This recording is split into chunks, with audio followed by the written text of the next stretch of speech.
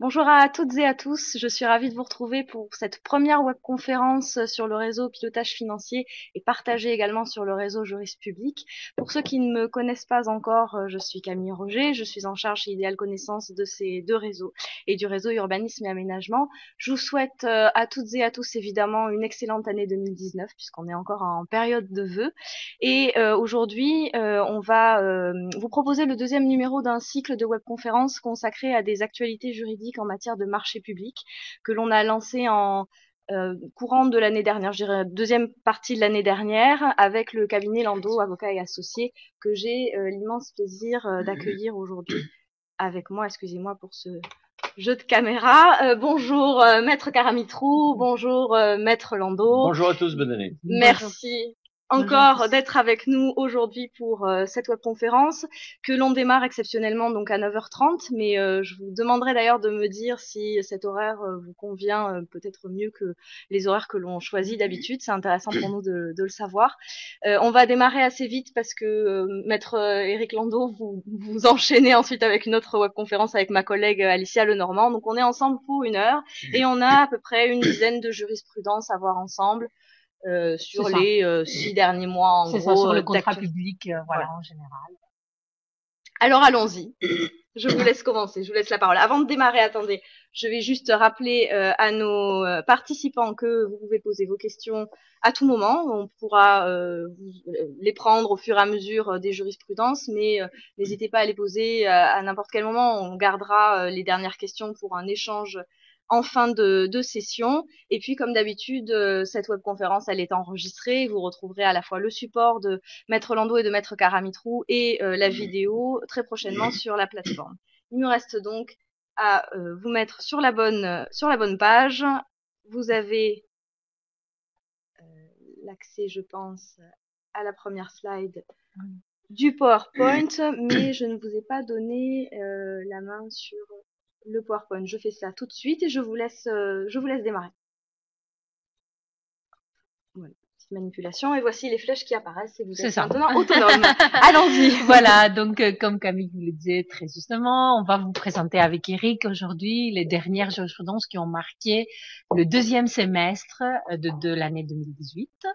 On avait déjà fait pareil ensemble dans le même format les 6 premiers mois, et là on va aborder ensemble les 6 derniers mois de l'année 2018, en espérant qu'on pourra revenir pour l'année 2019. Mais alors, je vous invite. Voilà. Donc premier chapitre, on va commencer avec quelques jurisprudences sur la passation de contrats publics. Et d'abord, votre AMO, l'assistance en maîtrise d'ouvrage, pour ceux qui ne connaissent pas, mais je pense que vous connaissez tous, et les conflits d'intérêts qui peuvent exister entre l'AMO, les sociétés qui candidatent, la collectivité, voilà. Comment ça se passe tout ça? Vaste sujet. Voilà. Donc Eric, on a une première jurisprudence du Conseil d'État qu'on avait déjà commenté sur notre blog, qui est très très intéressante, sur donc les SIOM de la vallée de Chevreuse.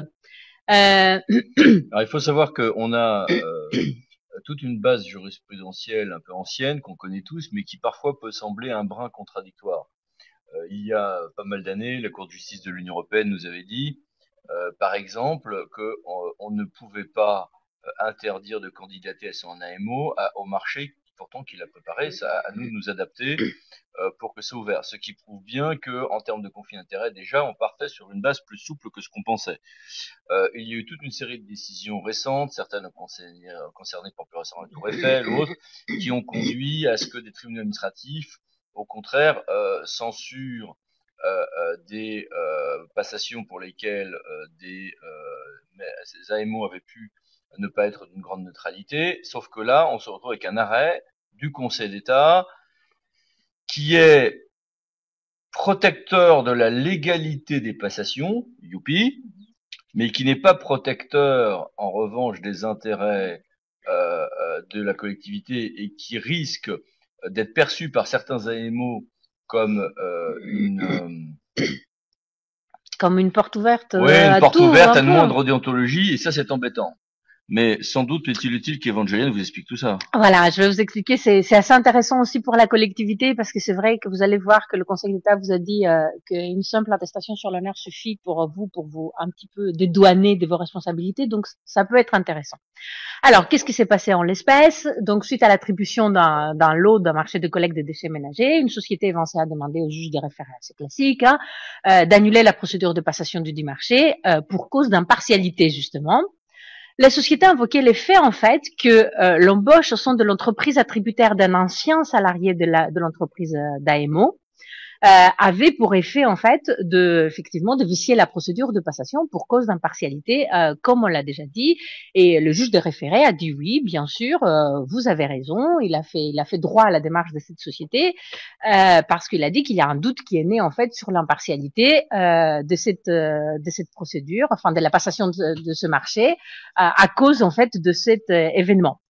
L'État de Versailles a fait une application très stricte, donc, de l'article 48 3 de l'ordonnance qui prévoit l'exclusion par l'acheteur de la procédure de passation de personnes ayant participé directement ou indirectement à sa présentation et qui ont eu accès à des informations susceptibles de créer une distorsion, évidemment, de la concurrence. Le Conseil d'État n'a pas du tout suivi ce raisonnement et vous allez voir qu'est-ce qu'il nous a exposé. Il a poussé un petit peu son analyse au-delà du simple doute pour voir qu'est-ce qui s'est passé vraiment à l'espèce, à juste titre d'ailleurs. Il a considéré d'une part que si les informations confidentielles que l'ancien salarié pouvait disposer, qui aurait pu transmettre à la société attributaire, avaient conféré à cette société un avantage, susceptible de rompre l'égalité de traitement des candidats, cette seule circonstance, en fait, ne pouvait en elle-même affecter, d'une manière générale, l'impartialité de l'acheteur. Il aurait encore fallu qu'on prouve que l'acheteur a été effectivement impartial dans le cadre de cette procédure. Voilà, c'est assez logique. C'est logique, c'est protecteur de l'intérêt de la collectivité publique. Voilà. Bon, la preuve, voilà. La preuve risque d'être difficile à faire. Oui, bien sûr. Mais voilà. D'autre part, il a procédé à un examen du rôle concret de l'ancien salarié. Toujours, vous voyez, ça examine vraiment très concrètement qu'est-ce qui se passe vraiment au cas d'espèce sans tirer de conclusions générales, en fait. En disant donc, en fait, que ce dernier avait démissionné, qu'il n'avait pas participé à l'élaboration du DCE, ce que tu évoquais tout à l'heure, Eric, avec l'ancienne jurisprudence qui disait que si on avait participé, on pouvait quand même, vous voyez, candidater. Là, si on n'avait pas disposé des informations supplémentaires. Et là, on suit exactement un petit peu le même principe en disant que effectivement, là, il n'avait pas participé en plus, mais quand bien même il aurait participé, si on n'arrivait pas à prouver l'impartialité de cette personne ou de comment ça s'est passé la procédure, alors on n'annule pas la procédure. Voilà. Et ça, c'est vraiment, je dirais, assez bien. Par ailleurs, donc intéressant pour vous, le Conseil d'État a considéré, enfin pour la collectivité, a considéré que dans un tel cas, l'acheteur n'est pas soumis à l'obligation d'insérer une clause de confidentialité. C'est vrai qu'en France, toutes ces clauses de confidentialité, en tout cas en droit public, sont aujourd'hui un peu sont pipeaux puisqu'énormément de documents sont communicables et qu'au contraire on a l'heure de l'open data, qu'il faut au maximum donner des informations, etc. Voilà, on est un truc qui se retrouve énormément dans le droit américain, par exemple, en France. Exactement. C'est ce que je voulais dire. On est dans une époque de transparence, si vous voulez, donc toutes ces clauses de confidentialité en droit public, en tout cas, dans notre monde, c'est quand on croise des avocats qui d'habitude font des fusions-acquisitions, qui nous ont chiquiné avec ça, et on leur sort juste les règles RGPD, Open Data aujourd'hui, etc. Et on constate qu'il reste plus grand chose, combiné avec la transmission des délibérations, les pièces jointes, etc. Il reste plus grand chose de confidentiel. Et la parfaite information des élus. Donc, si vous voulez, comment combiner ça avec hors secret de la propriété, ce qu'on appelle avant le commerce d'industrie, bien sûr. Voilà. Là, mais c'est autre chose qui est en général évoqué par la clause de confidentialité. On n'empêche que la bonne nouvelle pour vous, c'est que du coup, vous n'êtes pas obligé de faire une clause de confidentialité. La déclaration sur l'honneur en conflit d'intérêt suffit, super. Mais en revanche, ça veut dire que votre AMO, en matière, j'en sais rien, moi, de restauration, d'eau, etc., sera-t-il indépendant, impartial, etc. C'était déjà un problème avant cette jurisprudence. C'est encore plus un problème aujourd'hui parce qu'on augmente encore la porosité, la perméabilité, entre le monde des AMO et le monde de l'entreprise. Déjà qu'on a beaucoup d'AMO qui en fait bossent beaucoup pour les entreprises et qui hésiteront du coup à vous dire que, j'en sais rien moi, que l'offre de Veolia était nulle alors qu'ils font un quart de leur chiffre d'affaires pour Veolia. Bon, voilà, déjà on a ce genre de problème. Alors là, si en plus il est facile de bosser sur un dossier puis ensuite d'aller travailler même pour la filiale qui a obtenu le marché juste parce que c'est pas soi-même qui avons piloté la mission, mais le gars qui était le co-bureau et on a tout entendu en réalité, c'est un peu agaçant. Bon, mais c'est protecteur de la légalité de vos actes.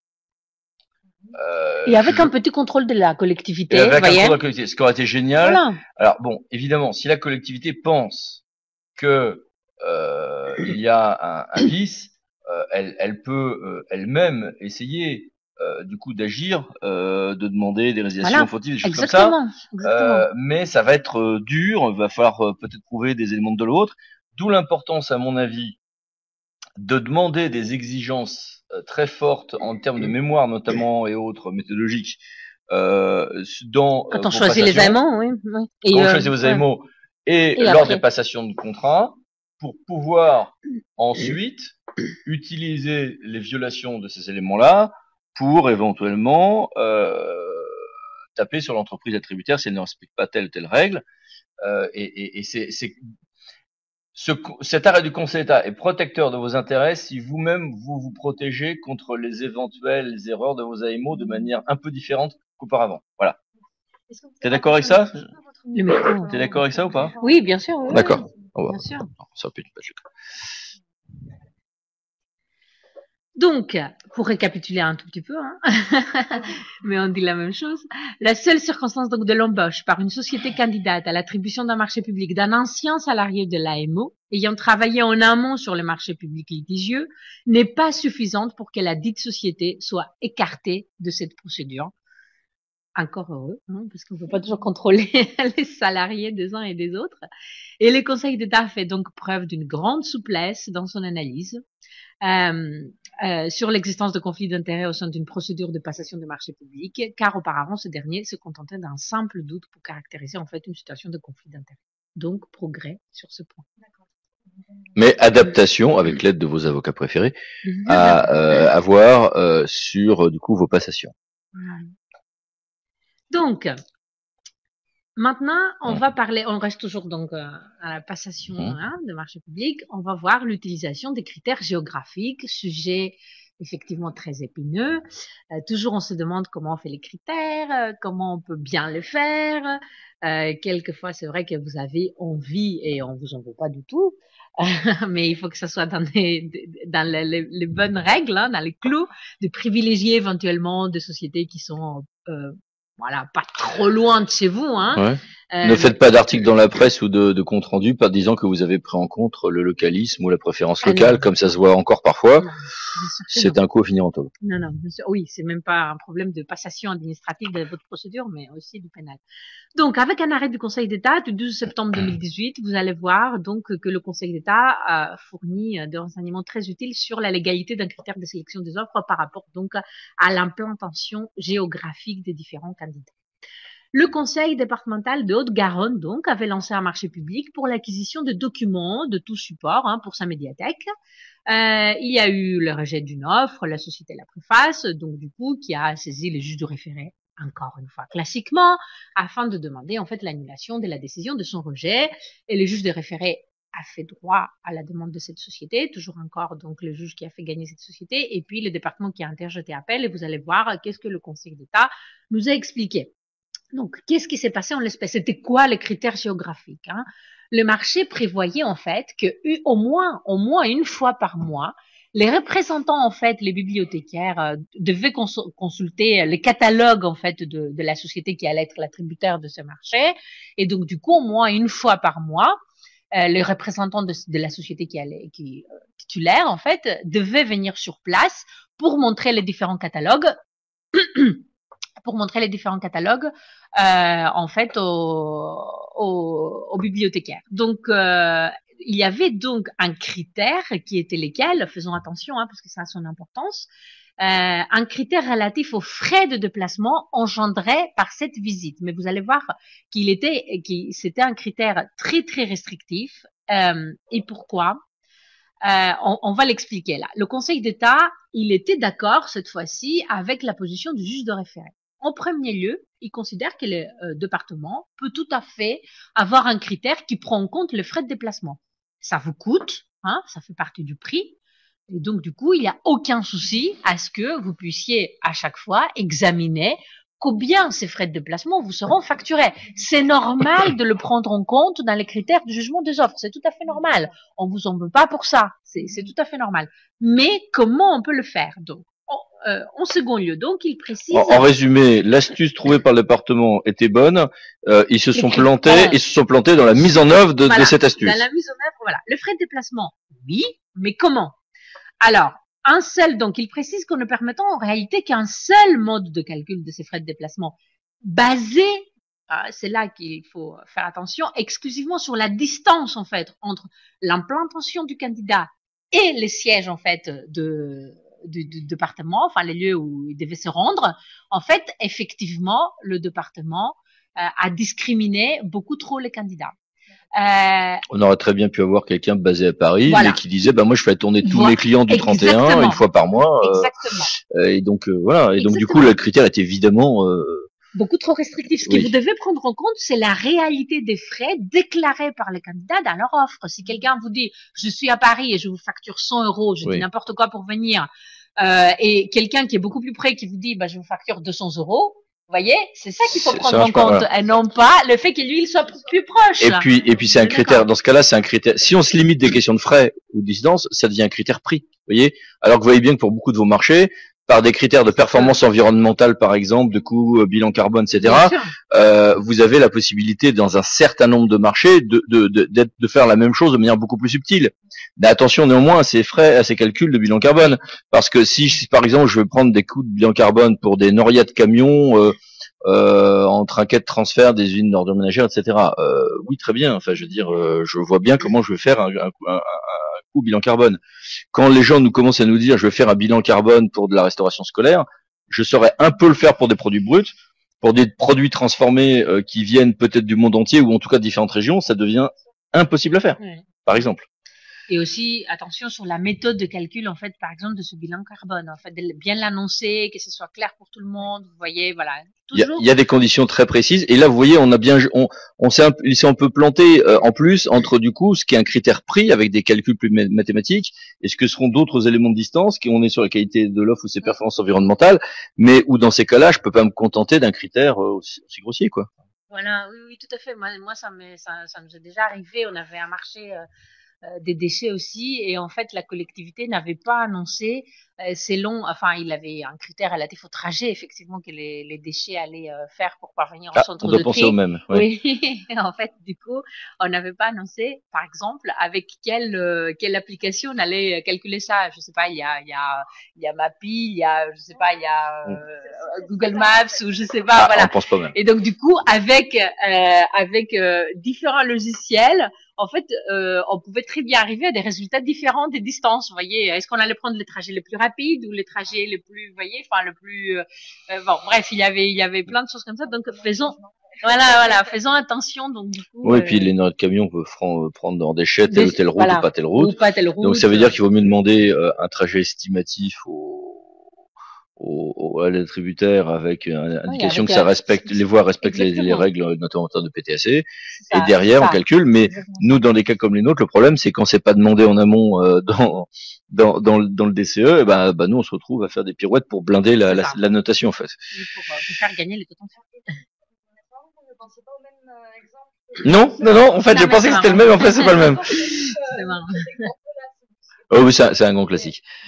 Les norias de camion, c'est un grand classique. Et c'est, alors, pour le coup, surtout en OM, c'est un critère légitime, logique. Très important. Parce que vous le mettez, les collectivités. On se retrouve à parfois faire des solutions ou des choix de certaines filières, par exemple, qui semblent environnementalement bien, et avec une belle noria de camion, où en fait vous vous retrouvez pour à changer complètement l'équilibre environnemental de votre offre. Donc c'est pas uniquement là pour le coup de favoritisme local, s'agissant des gestionnaires éventuellement privés de cas de transfert, c'est pas le cas, qui vont faire le transport avec. Là pour le coup il y a un problème de cartélisation du marché.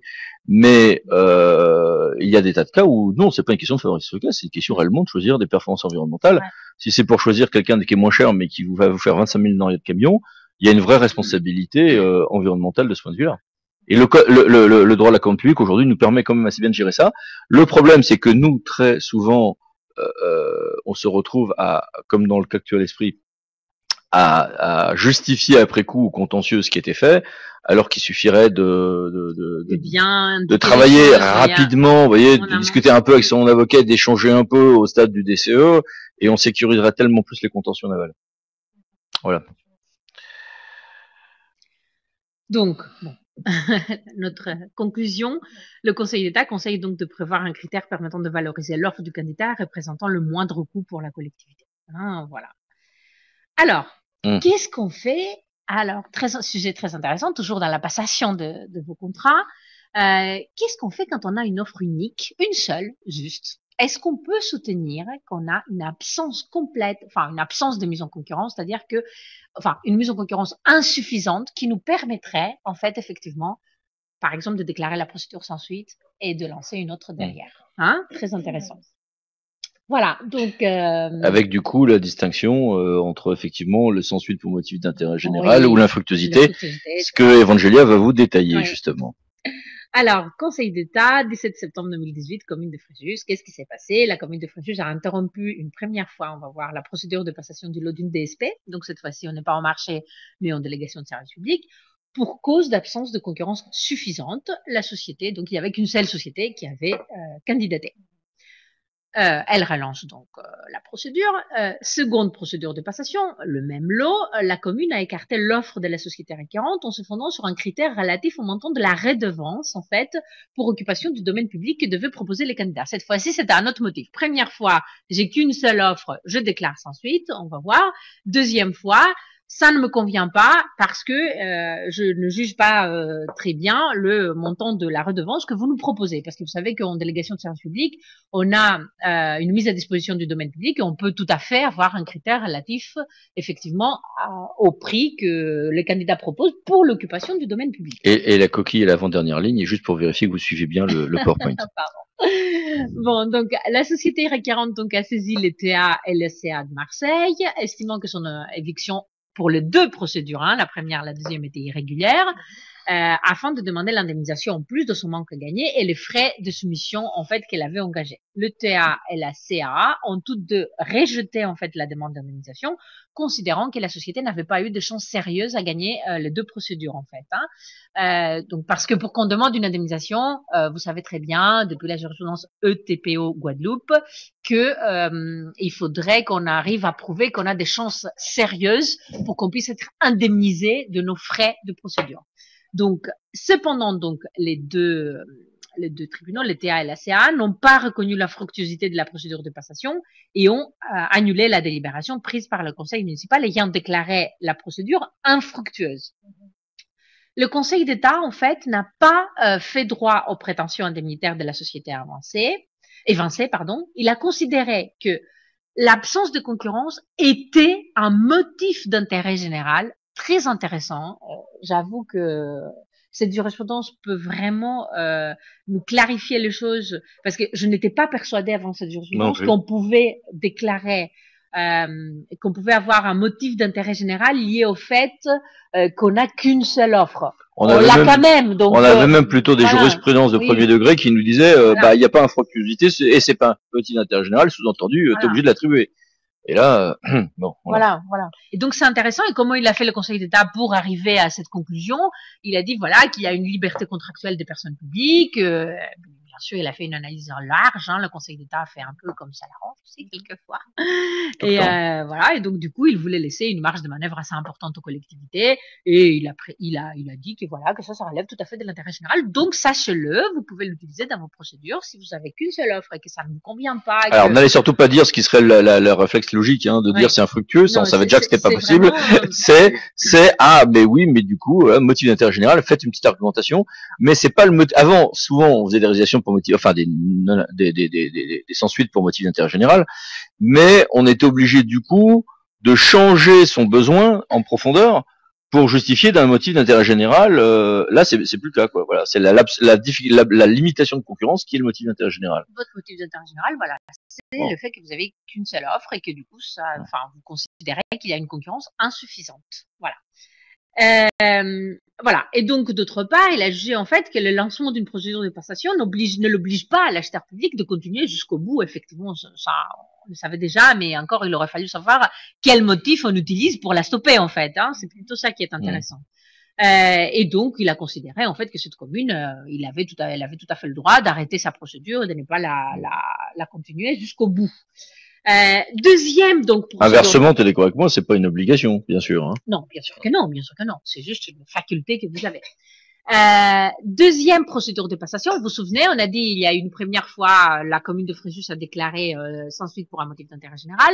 Deuxième procédure en fait de passation, elle a décidé, la commune de Fréjus, que l'offre ne convenait pas par rapport au montant de redevance qui a été proposé. Donc le Conseil d'État a considéré que la commune de Fréjus pouvait tout à fait déjà avoir un critère qui était basé sur le montant de la redevance. Tout simplement parce que la commune de Fréjus n'était pas dessaisie de cette compétence de fixer les montants de la redevance. Donc, elle a demandé au candidat de le faire dans le DCE comme on a tout à fait le droit. Elle avait un critère relatif au montant que chaque candidat allait proposer. Ça, c'est pas du tout un problème. Voilà. Et donc, les critères, ils étaient tout à fait liés à l'objet du contrat. Et donc, ça allait très, très bien. Voilà. Donc, est-ce que tu as quelque chose à ajouter? Non. Voilà. Et donc, on finit donc maintenant les jurisprudences intéressantes qu'on a trouvées, en tout cas intéressantes pour vous présenter pour la passation de contrat public. Et là, on va aller plutôt sur l'exécution. Voilà, avec, bon, classique hein, en exécution, une première jurisprudence sur la garantie décennale de constructeurs, avec une jurisprudence du Conseil d'État du 9 novembre 2018. Donc, on a ici une jurisprudence qui nous apporte des précisions très intéressantes sur la garantie décennale de constructeurs par rapport à un désordre qui n'arrive pas à l'ouvrage principal, mais à un équipement qui lui est dissociable. Hein, voilà, en l'occurrence, là, c'était le système de chauffage. Voilà. Le Conseil d'État a tout d'abord rappelé les principes qui régissent la responsabilité décennale de constructeur. On va la rappeler là juste pour des fins pédagogiques, mais je pense que tout le monde connaît ça très très bien. Donc, si on a des désordres qui apparaissent en fait sur les ouvrages dans un délai de 10 ans à compter de la réception, hein, et qui sont susceptibles de compromettre la solidité de l'ouvrage ou de le rendre impropre à sa destination, alors dans ce cas-là, on peut tout à fait engager la responsabilité des constructeurs. Constructeurs, c'est largement étendu par les textes. Hein, c'est les sociétés qui ont construit, mais aussi le maître d'œuvre. Voilà. Et donc tout ça, il faut qu'on arrive à engager un contentieux avant effectivement le délai de 10 ans, avant que la garantie décennale expire. Le Conseil d'État précise donc que ce principe est applicable aux dommages survenus sur des équipements sur des éléments d'équipement qui sont dissociables de l'ouvrage, si ces derniers rendent l'ouvrage principal en fait impropre à sa destination. Donc, s'il ne s'agit pas directement de l'ouvrage, vous construisez un ouvrage, d'accord, celui-là, il n'a pas de problème. Mais il y a un élément à côté qui est dissociable de l'ouvrage, mais qui rend l'ouvrage principal, en fait, impropre à sa destination. Du coup, en fait, on peut tout à fait engager la responsabilité décennale, pas seulement pour l'ouvrage principal, mais aussi pour l'équipement dissociable. Voilà. Et donc, troisième chapitre, le contentieux, en fait, est la fin de contrat public. Aussi, là, on peut avoir des débats très, très intéressants. Donc, des jurisprudences qu'on a eu ces derniers temps, on a eu 2 ou 3 hein, très intéressantes sur le sort de biens. Hein. Qu'est-ce qu'on fait avec les sorts de biens, notamment dans le cadre de contrats de concession? C'est pas autant le marché public, puisque ça, bon, il n'y a pas de sujet, mais plutôt sur le contrat de concession. Avec notamment les fameux problèmes de propriété en fin, de gestion du GER, etc. On va décortiquer tout ça. Voilà, avec une première jurisprudence, et on aura une deuxième, très importante aussi. Alors, première jurisprudence du 29 juin 2018, que tu as eu le plaisir de commenter aussi sur le blog, Eric, du coup.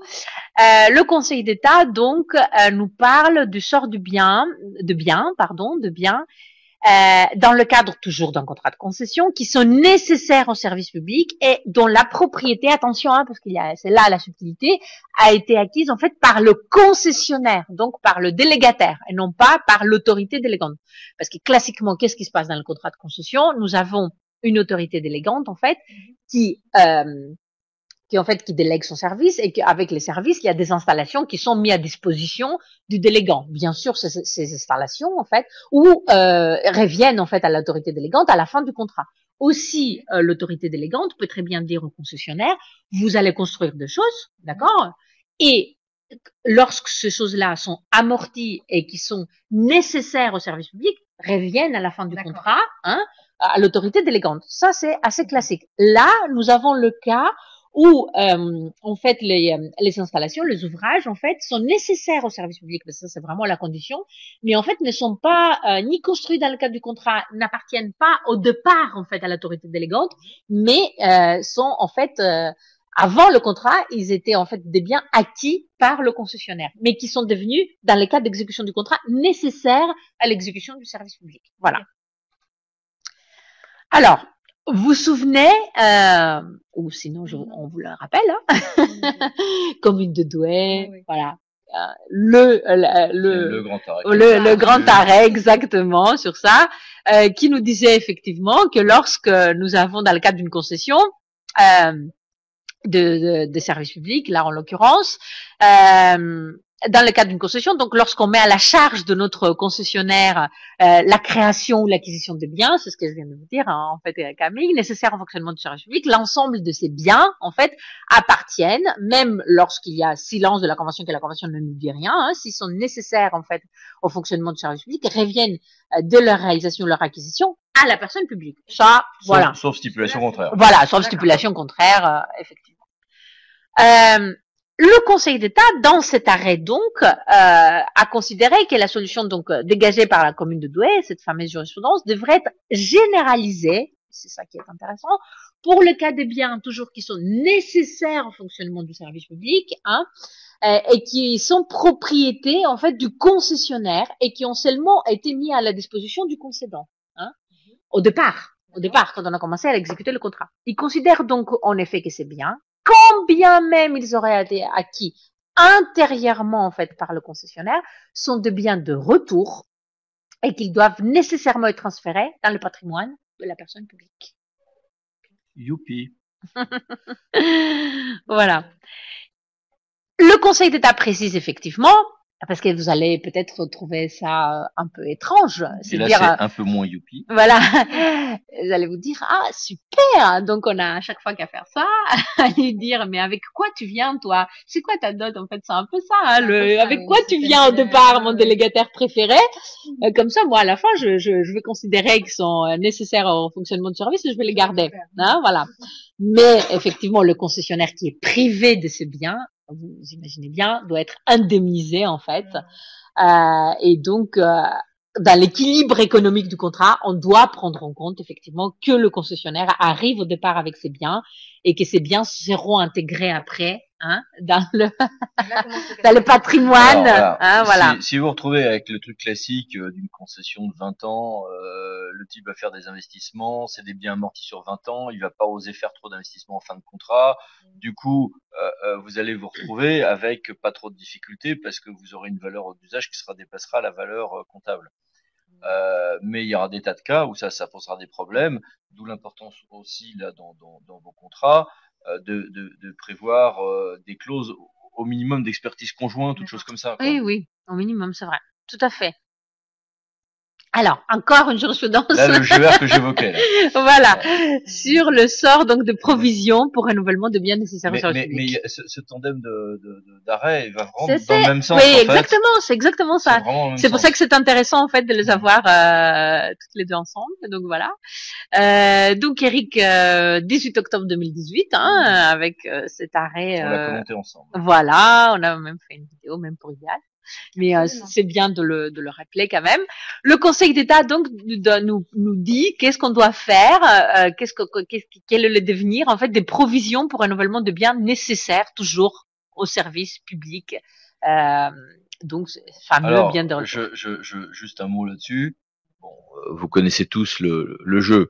Le délégataire arrive, il va mettre des sommes en provision pour renouvellement importantes. Ces sommes en provision, le jeu consiste pour lui à bien les provisionner, pour justifier que finalement il gagne pas tant de sous que ça sur la DSP, voire il perd des sous. consiste aussi dans certains cas même en termes de fiscalité à pouvoir justifier de ses provisions pour essayer de baisser son impôt sur les sociétés. Sauf que à la fin du contrat, il va essayer de tirer au maximum pour ne pas utiliser ces sommes et aller au-delà de la valeur comptable sur une valeur d'usage. En gros, on va pousser les ouvrages jusqu'au seuil juste avant qu'ils cassent, si vous voulez, pour tenir jusqu'à la fin du contrat. À la fin, je me retrouve avec une somme coquette en matière de provision, donc je verrai. Voilà, il dit ah bah non, mais ça c'est mon argent. Il n'y a pas eu la dépense, tant mieux pour moi. Au revoir. Sauf sinon, enfin bon, après il fait pas le lien avec le renouvellement du contrat, mais ce qu'il peut dire c'est bah moi j'avais une somme de GVR sortie de temps, elle me revient, mais du coup je vais faire un démon d'investissement dans mon contrat. Oui, mais ce qui prouve aussi que le gars il l'a laissé dépérir en réalité. Donc ça fait des années que nous et les bureaux d'études on essaie de s'en sortir, mais il y a des tas d'astuces, mais qui sont pas super efficaces. Oui, il faut que du GR soit dépensé, sinon il nous sera revenu, mais derrière il y a des astuces. Oui, il faut qu'on fera des audits pour vérifier que l'ouvrage est bien maintenu à niveau. Il y aura des contestations sur les conditions de l'audit et cet audit sera par carottage ici ou là. On ne pourra pas être un truc général sauf à coûter une fortune. Donc c'était compliqué. Là, l'arrêt nous permet derrière d'ajuster les DCE, mais en position de force désormais. Comme Evangelia va vous l'exposer. Voilà, tout a commencé en fait par la contestation d'une loi, c'est pas ça qui est intéressant. Oui, c'est propre au droit de Polynésie française. Voilà, donc c'est pas ça qui est intéressant, mais cette loi prévoyait justement que les provisions pour renouvellement de biens nécessaires en fait au service constituent des financements de l'autorité délégante et qui devaient donc revenir aux délégants en fin de contrat, et ça la société l'a contesté, ce qui était logique, voilà. Le Conseil d'État s'est donc prononcé sur le sort de sommes requises pour l'exécution des travaux de renouvellement de biens nécessaires, qui ont seulement donné lieu, en fait, à la date d'expiration du contrat, à des provisions, en fait, voilà. Donc, il a considéré que ces sommes, en fait, doivent également faire l'objet d'un retour dans le patrimoine de la personne publique. C'est ce qu'Éric venait d'exposer, c'est assez classique. Enfin, ça fait du bien de le dire, voilà, mais je trouve que ça va dans le bon sens, en fait. Il précise donc qu'il en va de même pour les sommes qui auraient fait l'objet des provisions pour l'exécution des travaux de renouvellement, pour le montant excédant, en fait, ce que le dit renouvellement exigeait in fine, ce qu'ils ont coûté in fine, en fait, Et l'équilibre du contrat ne justifie pas leur conservation par le concessionnaire, très logiquement, ces sommes-là doivent revenir à l'autorité délégante. On peut effectivement là implicitement déduire que si l'équilibre du contrat en fait est menacé ou avait été menacé à un moment donné, alors, et c'est là où il y aura des contentieux effectivement encore dans l'avenir, c'est prouver en fait est-ce que l'équilibre du contrat est affecté ou pas. Voilà. Si, donc, du coup, on peut déduire implicitement, si l'équilibre du contrat avait été menacé par un retour de ces sommes au concédant, alors ces sommes doivent normalement être restées, en fait, dans le comptabilité, et aussi, que le concessionnaire le conserve, tout simplement. Qu'est-ce qui se passe, en fait, pour le retour de biens non inachevés, en fait? C'est encore, je vous mets là en aparté une autre, jurisprudence qui nous dit pas, qui ne répond pas explicitement à cette question, mais on peut déduire que comme le Conseil d'État n'a pas admis le pourvoi d'un syndicat mixte qui a invoqué comme moyen l'erreur de droit, commise par la Cour d'appel de Versailles, peu importe, qui avait refusé de considérer ces sommes comme un bien de retour, alors on peut déduire effectivement que ces sommes peuvent rentrer en fait au patrimoine du syndicat, du syndicat. Donc de la collectivité à chaque fois. Oui, en tout cas, on va le prétendre dans un certain nombre de dossiers en cours, y compris sur un très gros syndicat. Voilà. Le temps que donc du coup les juges peut-être une position beaucoup plus claire, mais ça va dans ce sens-là, vraiment, tout à fait. Donc maintenant sur des sujets un petit peu plus techniques de contentieux, mais qui sont, je pense, intéressants pour vous. Vous connaissez tous effectivement l'arrêt Tarn-et-Garonne. Peut-être que tu veux te dire un mot sur cet arrêt-là, Allez. Qui connaîtrait pas. Papy va faire appel historique parce qu'il est bien connu. Alors en 1905, je me souviens bien, Il y a eu les époux Martin. Depuis 1905, effectivement, on pouvait pas attaquer le contrat. Et puis ensuite, on a découvert, alors, vous avez tous vu, appris les jurisprudences, époux Lopez, époux Gomez, Société SCI, Banque Mimosa, tout ça. En clair, pendant quasiment un siècle, 109 ans, on n'a pas pu attaquer directement les contrats, les tiers n'ont pas pu attaquer les contrats, mais attaquer les délibérations, la décision de signer, etc. En 2014, le Conseil d'État a dit non, bon allez, on va arrêter ces trucs un peu compliqués, et on va autoriser les tiers intéressés à attaquer directement le contrat. Et sachant que le membre d'une assemblée délibérante ou le préfet sont toujours tiers intéressés, alors que les autres doivent justifier d'un intérêt suffisant pour attaquer. Et ensuite, mais vous le savez, parce qu'on a parlé sur Réseau Idéal de ça, on peut quand même attaquer la délib autorisant signer, mais pour ses vices propres, et sans que ça fasse un effet domino sur les contrats automatiquement. Ça dépendra au cas par cas.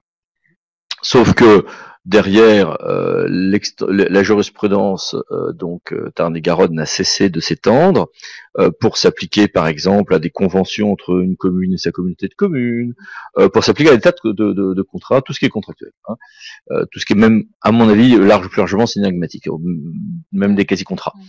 Et c'est là qu'arrive cet arrêt Caisse nationale d'assurance maladie, pour lesquels Evangelia va tout vous expliquer. Voilà. Donc cet arrêt, en fait, effectivement, nous apporte des précisions sur les moyens qui peuvent être invoqués, en fait, par un concurrent évincé. C'est la plupart des cas, en fait, de Tarn-et-Garonne, c'est effectivement, c'est des recours qui sont faits par des tiers évincés, effectivement, par des candidats évincés qui ne sont pas contents. Voilà. Alors, le juge administratif, donc, a ainsi rappelé qu'un qui sera, par exemple, le candidat soumissionnaire malheureux, mais on retrouvera les mêmes critères de chance de gagner le contrat pour en fait, qu'il gagne ou pas son contrat. C'est ça. Le juge administratif donc nous a dit qu'un concurrent évincé ou un tiers en fait ne peut invoquer que des vices d'ordre public dont serait entaché le contrat, que le juge devait de toute façon relever d'office, et de vices en fait en rapport direct avec l'intérêt lésé dont il se prévaut. Donc dans un premier temps, alors, le Conseil d'État considère qu'une erreur conduisant à une appréciation inexacte du prix de la prestation faisant l'objet du marché ne constitue pas en elle-même, en fait, cette appréciation sur le prix, ne constitue pas un vice de consentement. C'est assez compliqué, mais voilà. C'est le fait que le pouvoir adjudicataire c'était assez compliqué dans le cas d'espèce, mais voilà. Mais retenez en fait cette chose-là, c'est que une appréciation inexacte sur le prix n'est pas en elle-même un vice de consentement de la collectivité publique sur en fait le fait de conclure ou pas le contrat. Un candidat évincé ne peut donc pas du tout évoquer cette erreur et soutenir que le contrat du coup n'est pas valide et qu'il faut qu'il soit annulé. En fait, après une décennie où n'importe quel vice entraînait la censure du contrat, on a eu un mouvement avec la res Merjan qui a quand même considérablement changé les choses, puisque tout à fait, puisque désormais, en l'occurrence c'est un référé précontractuel, on peut se soulever que les vices dont on a été directement affecté, et en fait on est dans la même lignée là, c'est-à-dire très bien, enfin faut que ça change quelque chose, et faut que ça change quelque chose pour toi, voilà. C'est ça. Il faut que tu puisses être lésé toi parce que tu évoques. En fait. Et tu l'évoquais à l'instant tout à l'heure là pour une autre truc, et on le retrouve là complètement quoi. Tout à fait. Donc, c'est tout à fait passionnant. Alors maintenant, attention, dans les années 70 et 80, les collectivités étaient très dures à attaquer. Dans les années 90, début 2000, elles devenaient très faciles à attaquer. Le moins de vices entraînait la censure d'actes, c'était totalement idiot. Ça fait maintenant 10 ans justement qu'on a un beau retour de balancier au profit de nous tous, collectivités publiques, ou nous qui sommes leurs conseils. Voilà, les balanciers ont comme caractéristique en général de faire des mouvements de balancier. Donc, bonne nouvelle. Oui, je viens de sortir ces nouvelles lois physiques. Non, mais je veux dire, qu'est-ce que tu prévois pour l'avenir? C'est-à-dire que comme on a eu 20 ans d'immense protection des collectivités, et objectivement, il fallait vraiment qu'on ait des vices énormes pour obtenir l'annulation d'un marché, qu'ensuite c'était l'inverse pendant 20 ans. Ouais. Je dis pas qu'il va y avoir un mouvement de balancier, mais c'est rééquilibré quoi. Ne relâchez pas votre vigilance, parce que demain, sur la base de ça, on risque, et de tout ce qu'on vient de voir, hein, tout dans le même sens quasiment, hein, on va avoir des retours de balance, enfin, on va avoir 2-3 collectivités qui, du coup, vont relâcher la pression quant à la régularité de leur contrat, et derrière, on aura des retours de balancier. Donc, voilà.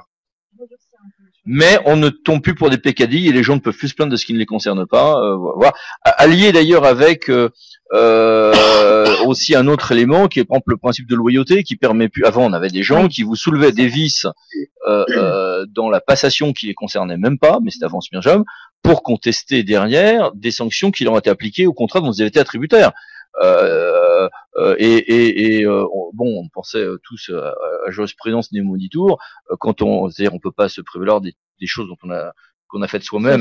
Et souvent, on voyait des gens qui évoquaient des vices de la passation qu'ils étaient considérés par des erreurs qu'ils avaient commises en oubliant un certificat ou autre dans leur passation. Et après, ils disaient, du coup, moi qui étais attributaire, parce qu'il a manqué un certificat dans ma passation, vous pouvez pas m'appliquer de sanctions contractuelles.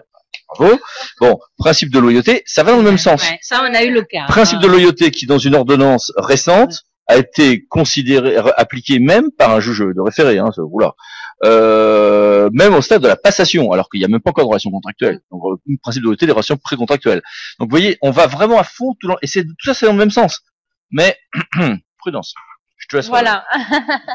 Donc, autre considérant, donc les juges considèrent qu'un concurrent évincé, donc dont l'offre a été de bon droit écartée comme irrégulière, donc son offre n'était pas dans le clou, hein, ne peut soulever comme moyen qu'il y ait des manquements en fait aux règles de passation du contrat en rapport direct avec son éviction.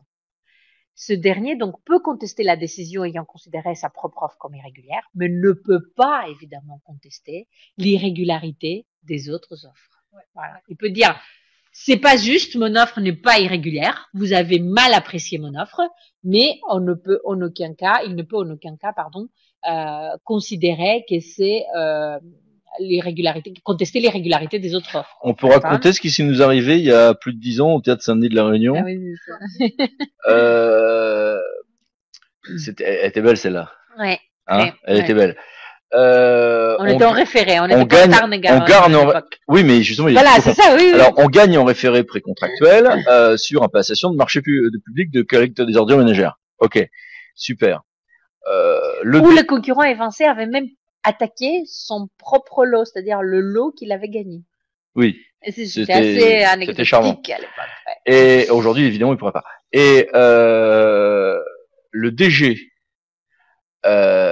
signale à l'entreprise,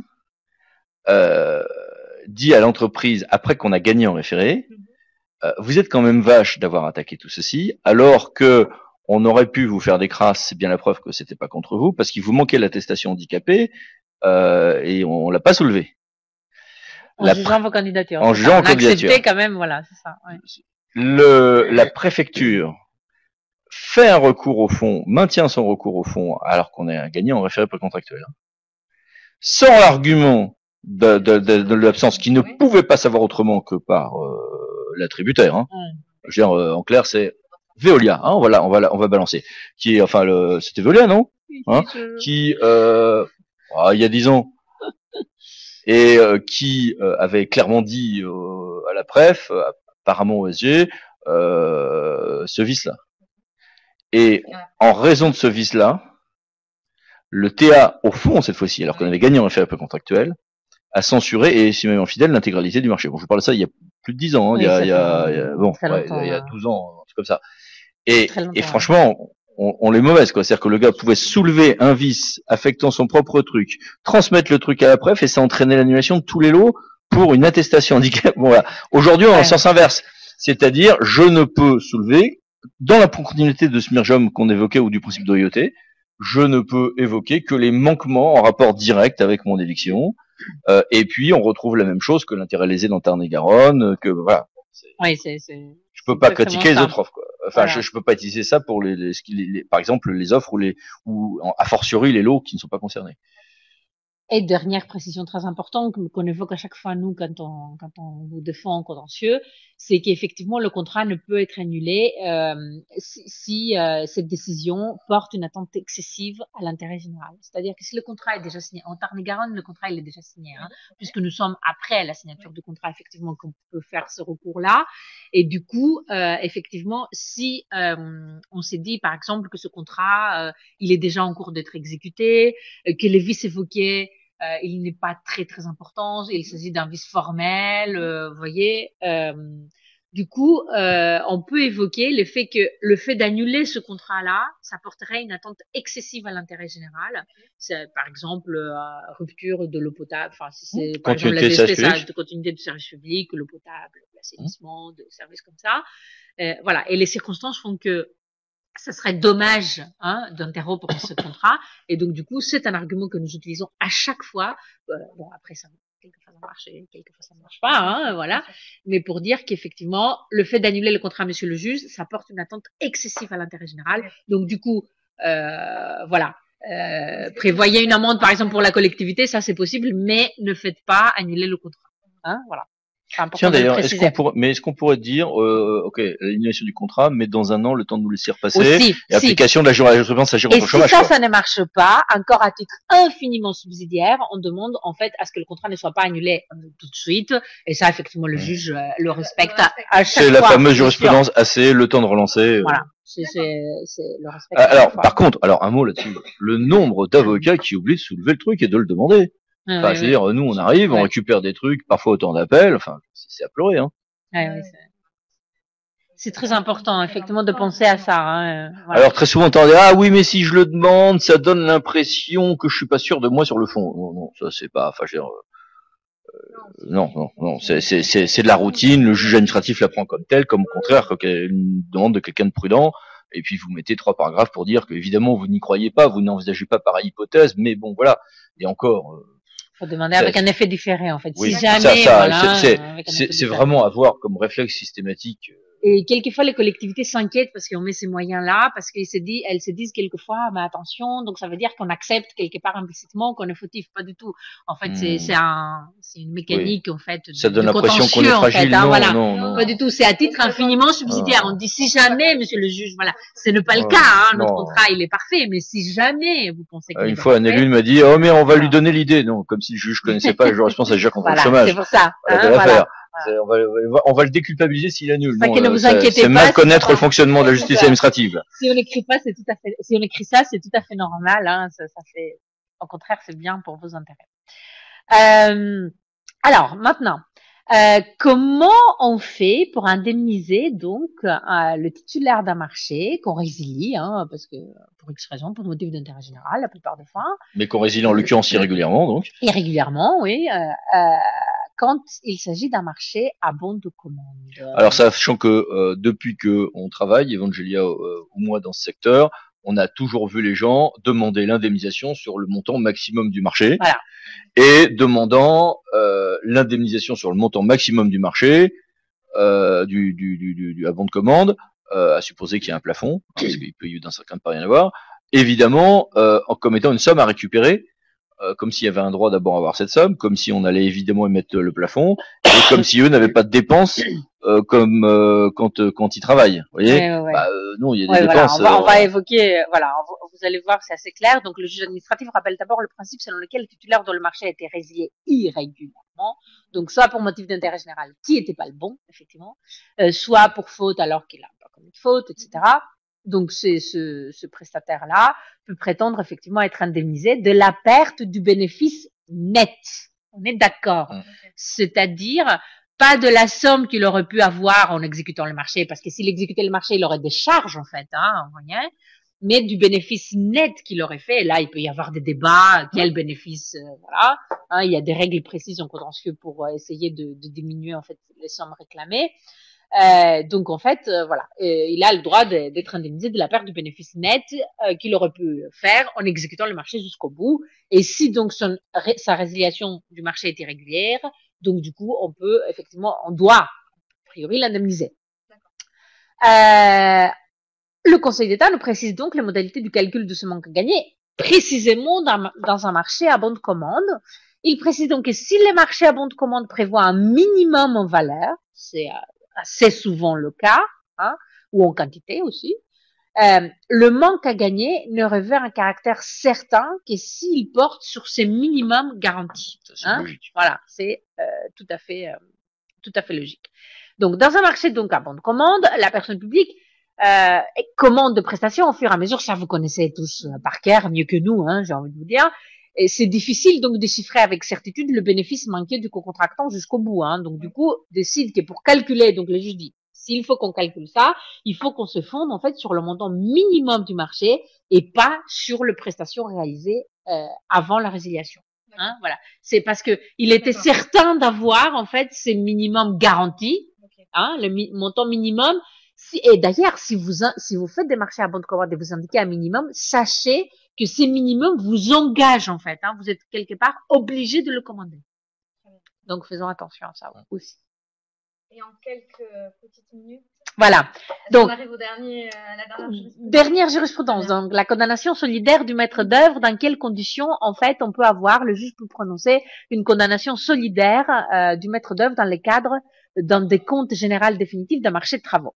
Le Conseil d'État, assez classiquement, rappelle que lorsqu'une partie à marché de travaux a subi un préjudice imputable à plusieurs personnes, donc à la fois aux intervenants du marché et à l'autre partie, à d'autres intervenants du marché au titre de leur responsabilité quasi délictuelle, une condamnation solidaire des co-auteurs de ce dommage est tout à fait possible. Le maître d'œuvre, c'est-à-dire, peut être solidairement condamné à payer des sommes aux titulaires du marché public. Cependant, donc, on va délimiter le contour, en fait, de la mise en œuvre de ces condamnations solidaires. Il y a il y a deux conditions. Cette condamnation n'est possible que si les préjudices sont imputables au maître d'œuvre, c'est-à-dire que si les sommes demandées au maître d'œuvre doivent être en lien avec les fautes que lui-même il a commises, en fait, hein, on est bien d'accord, ce qui est bon, logique. Et les sommes figurant dans le décompte général ne présentent qu'un caractère indemnitaire.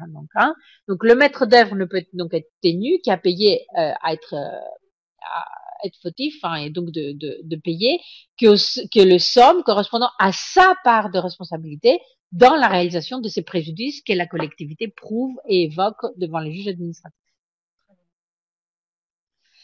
Alors, dernière, les conditions d'exercice d'un référé mesure utile en matière contractuelle. Et on finit avec ça, avec un arrêt important ADEME. Donc, qu'est-ce qui s'est passé? ADEME avait passé un marché pour la fourniture d'un logiciel, progiciel, etc. Bon, je maîtrise pas techniquement tout ça, mais enfin voilà, l'idée est là.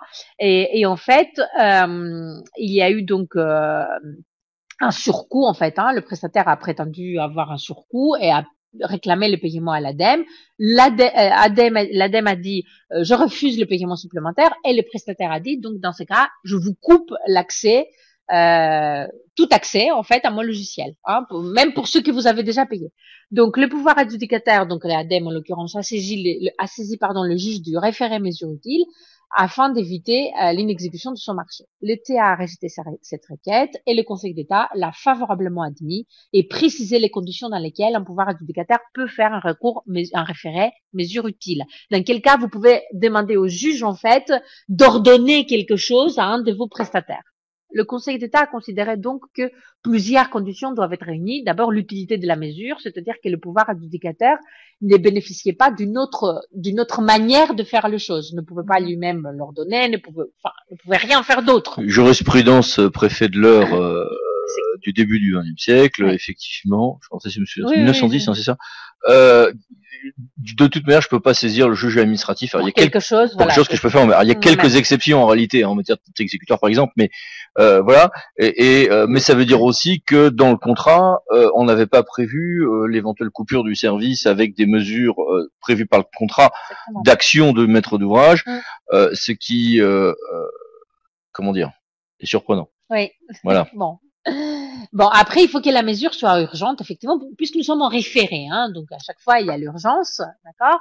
Donc, il faut qu'il y ait un problème de continuité du service public, c'est qu'en l'occurrence, était facile à prouver. La mesure ne doit pas faire obstacle à l'exécution d'une décision administrative. Et là, c'était pas le cas. La mesure ne fait pas l'objet de contestations sérieuses, donc il fallait que l'ADEME encore prouve que, si vous voulez, que là tout allait bien, qu'elle avait le droit à se référer à mesure utile.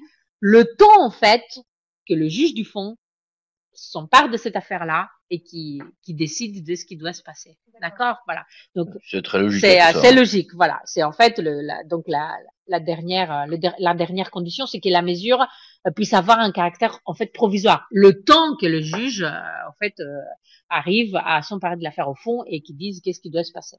Voilà. Voilà. Alors nous sommes en janvier, donc quand on fait 6 mois à chaque fois, c'est plutôt les 6 derniers mois comptés du mois dernier. Mais vous voyez qu'on a quand même une certaine unité de toute cette jurisprudence quant au fait que j'ai une certaine liberté dans mes critères, mais je dois les appliquer et pouvoir les calibrer de manière qui ne soit pas discriminatoire. J'ai quand même beaucoup de pouvoir d'agir quand j'ai des difficultés. Je peux agir sur maître d'œuvre un peu solidairement, un peu plus qu'on ne le croyait peut-être, ou faire des référés mesures utiles alors qu'on pouvait dire ah mais non ça s'applique pas en matière contractuelle, ce qui était la position inverse. On voit quand même qu'on a un mouvement, comme on le disait tout à l'heure, jurisprudentiel qui est quand même cohérent et favorable. Tout à fait. Hein. Cohérent. D'accord. C'était un très bon mot de conclusion. Moi, j'ai une question qui a été posée tout à l'heure. Lorsque vous parlez de bien non inachevé, qu'est-ce que vous entendez par là, en fait? Qu'est-ce que c'est bien non inachevé? Bah, c'est des biens que le délégataire a commencé à faire, et vous savez que quelquefois on peut résilier le contrat avant son exécution. C'est plus inachevé que non inachevé, peut-être. Oui. Ah oui, peut-être inachevé. Ah oui, peut-être. C'est la double négation qui. Oui, la double négation. Non, pardon. Alors non, on voulait dire inachevé. Non, voilà. On voulait dire inachevé ou non achevé. Voilà, c'est ça. Et oui, puis on m'entend mal parce que forcément j'ai pas rapproché mon micro. Eh bien, très bien. Je n'ai pas plus de questions. Comme il faut que nous rendions l'antenne et que nous transmettions à ma collègue pour une prochaine webconférence qui va démarrer dans quelques minutes avec Maître Landau. Je vous remercie très chaleureusement à tous les deux. Sur les véhicules autonomes, allez-y tous. Oui, allez-y tous. Très chaleureusement à vous deux donc d'avoir été là ce matin pour ces 6 mois. On se donne rendez-vous dans quelques mois pour le prochain numéro. Comme d'habitude, vous avez le petit sondage qui vous permet de nous dire si ça vous a convenu. N'hésitez pas, s'il reste une question en suspens, on n'a pas eu le temps de traiter, vous nous la mettez, on tâchera de vous répondre ultérieurement. Bien sûr, avec grand plaisir. Je vous ai indiqué quelques formations prochaines et puis passées. Et si vous étiez plusieurs derrière votre écran, surtout indiquez-le parce que nous avons besoin de le savoir pour vous envoyer toutes les conventions, toutes les attestations de formation. Voilà.